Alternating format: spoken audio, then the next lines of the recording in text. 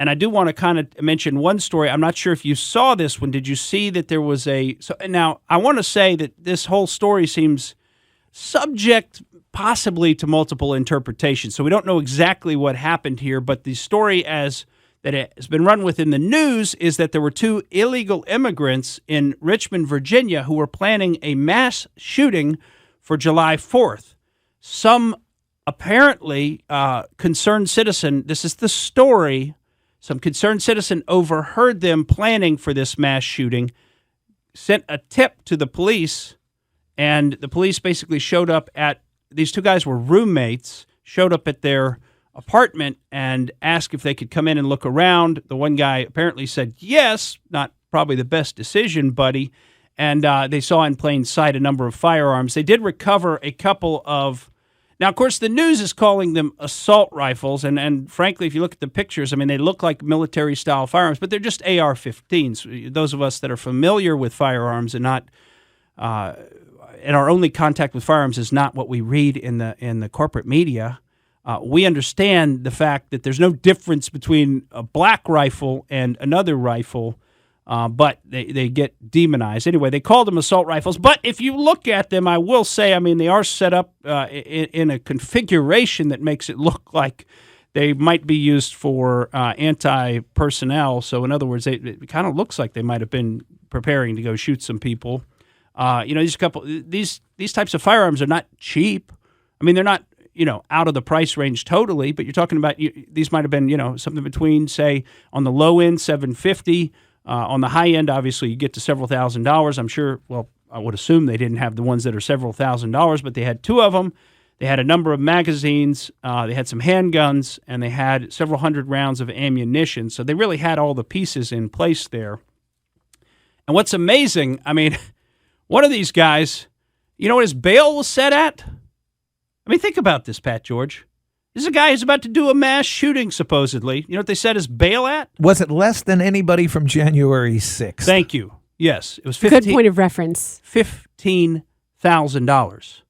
$15,000. All he needed was $1,500. All he needs is $1,500, and he's out. They were going to go to this 2,400-seat amphitheater in Richmond for the July 4th celebration, where everybody would be watching, music, fireworks, the typical July 4th party, and they were going to shoot the place up. These are these are people who are illegal aliens. They should not even be in this country in the first place, and they're going to plan to conduct some kind of a mass shooting here. I mean, is this not frustrating to have this going on, and then to look at what the bail is set at? And let's do a quick comparison before we jump off of that story.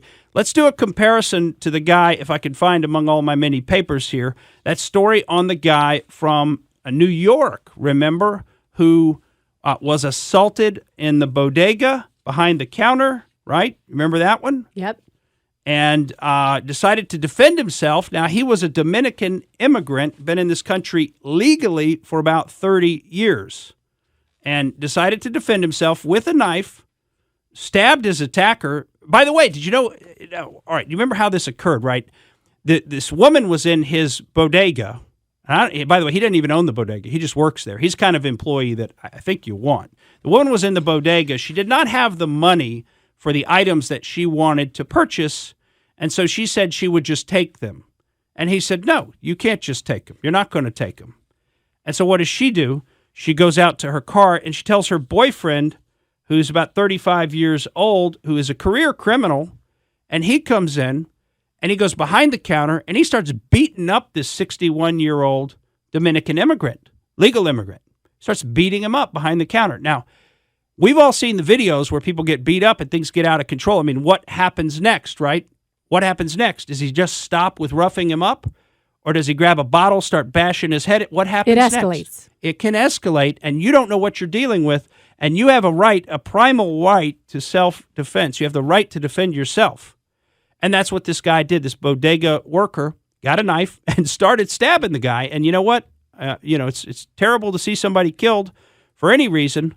But in self-defense, the guy, in my opinion, is completely justified in doing that. So what do they do to him? They charge him with attempted second-degree murder, and or may have actually been second-degree murder. I'm trying to remember if the guy died. Do we know if he died?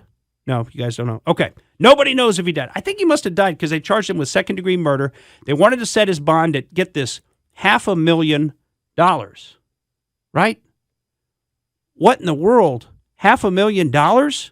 Okay, so a guy who's going to do a mass shooting, who's an illegal alien to begin with, we're going to set his bond at $15,000. In fact, let him out. Why even ask for a bond? Just release him on his own recognizance.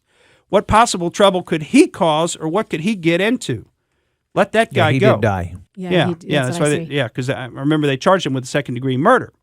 So, and of course, this Manhattan DA, by the way, another one of these district attorneys and state attorneys whose campaign is basically fully funded by George Soros, another one of these social justice warriors, received $1 million to his campaign from George Soros. And by the way, in a district attorney race, that's a lot of money. Those races are usually not that well funded. So when George Soros comes in and puts in several $100,000 or $1 million into one of those races, that changes the direction of the race. That changes who wins the race. So he got his self-selected social justice warrior in there. And one other point I just want to tell you about this guy, Mr. Rojas, the bodega worker. Because I forgot to finish the story. Do you know the girlfriend came back in and then stabbed him several times? So he's defending himself. Her boyfriend is in beating him up because Mr. Rojas wouldn't let her steal from the store. Okay, I think we can all agree that that's perfectly legitimate. You're not supposed to be stealing from the store. Nobody has to allow it. You do not have the right to steal from the bodega. I don't care what your background is. So now she comes back in and stabs Mr. Rojas several times as well. What is she charged? What's happening to her? No. The one who is now under the gun, the one who all of the hot lights of the police power of the state are now turned on Mr. Rojas for daring to defend himself. And this is sending a message. Don't mistake this. This is specifically for you to have an understanding that if you are attacked, let it go. You're not allowed to defend yourself. Wait, this is in Canada. Right, exactly. You're not allowed to. That's what they said in Canada. You're referencing what Prime Minister Trudeau said, that in Canada you are not allowed to defend yourself. So, I mean, you need to think about this, folks. Don't you see this as part of a pattern? This is part of a pattern of punishing some people, punishing the January 6th, and not punishing the BLM Antifa rioters who rioted for, all summer a couple of years ago. And the pattern, too, correct me if I'm wrong, but with those attorneys who are the DAs who are George Soros sort of placed or funded, they have a pattern of being lighter on crime, except for in an instance like this. Yeah, well, you remember, who was it in St. Louis? I can't even remember her name now. And I kind of tend to block these people's names out of my mind. I don't like thinking about them. But anyway, the prosecutor in St. Louis that charged the couple who came out on their front porch with the AR-15 and the pistol because a group of violent rioters was going through their private street, which has a locked gate, or at least a closed gate. Kim Gardner, right? Thanks for pulling that up, Pat. Kim Gardner. So remember, she charged them with a crime. They're just standing on their own property, prepared to defend themselves. Remember all the buildings and houses that were firebombed? Remember all the Molotov cocktails thrown into police cars, thrown at federal buildings? You think they're not going to throw one at one of these white people's mansion, if I'm just going to be pretty direct about it? Okay. So I think those people were reasonably in fear for their lives and prepared to defend themselves, and they wanted to show the crowd, hey, we're here, we're prepared to defend ourselves. Basically, please don't mess with us, because we will fight back. She charged them with a crime. All right?